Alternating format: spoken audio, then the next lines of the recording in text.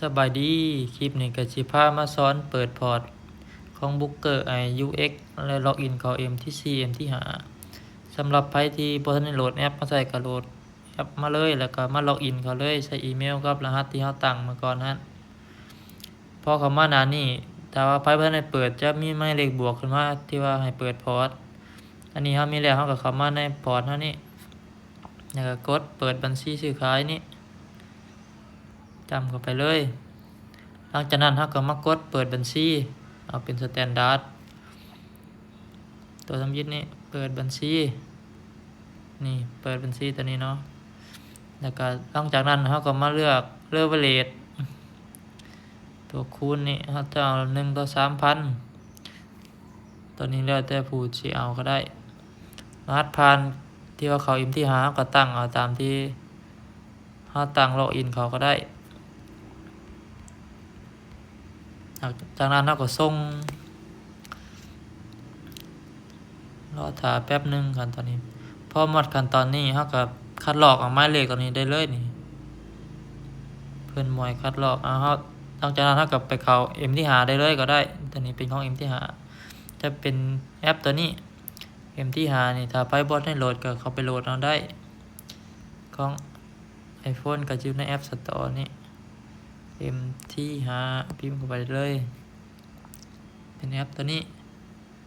สามารถโหลดได้ฟรีแล้วก็พอโหลดแล้วเราก็มาเข้าแอปได้เลย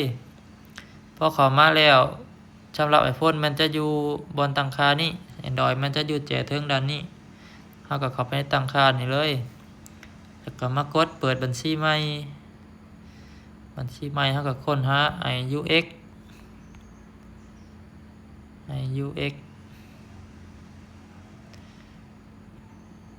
เข้าไปเลยตัวลิมิตนี้ของเฮามาเบิ่งเซิร์ฟเวอร์เฮาบัดนี้เซิร์ฟเวอร์เฮาเป็น IUX Market รีบหาเฮาก็เลือกเอาเป็นเซิร์ฟเวอร์นี้นี่บนเพิ่นว่าเซิร์ฟเวอร์นี้เฮาเข้าไปเลือกเอาเป็นรีบหาจำมาเลยแล้วก็มาใส่เลข ID บัดนี้เลขพอร์ตเฮานี้จะเป็นตัวนี้23114272เลขพอร์ตของแต่ละคนจะบ่คือกันเอาของไผลาวมาใส่ได้จากนั้นเราก็ใส่รหัสผ่านที่เราตั้งเมื่อกี้นี้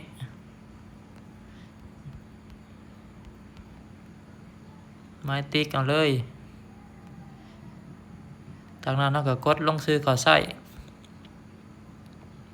กดบันทึกไว้ก็ได้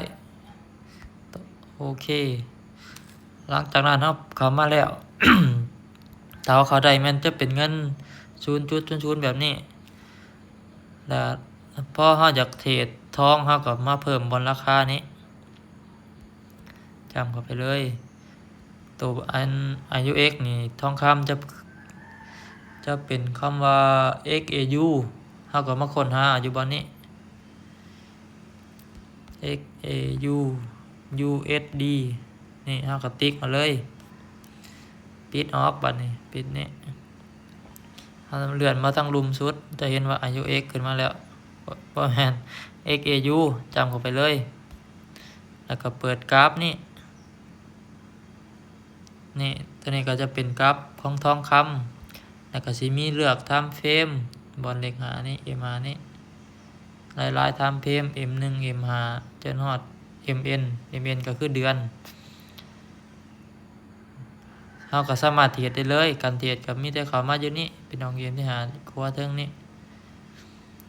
แล้วก็มีบายกับเซลก็สิประมาณนี้สำหรับเขาเกมที่หาคลิปนี้ก็สิมีเพียงเท่านี้ถ้าว่าใครบ่เข้าใจหยังหรือ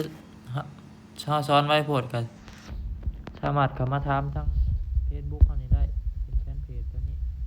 หรือว่าเป็นเบอร์ WhatsApp เฮานี่เบอร์ก็จะอยู่นี่เลยสำหรับลิงก์สมัครนั้นก็จะอยู่ในคอมเมนต์จะวางไว้ในคอมเมนต์นี่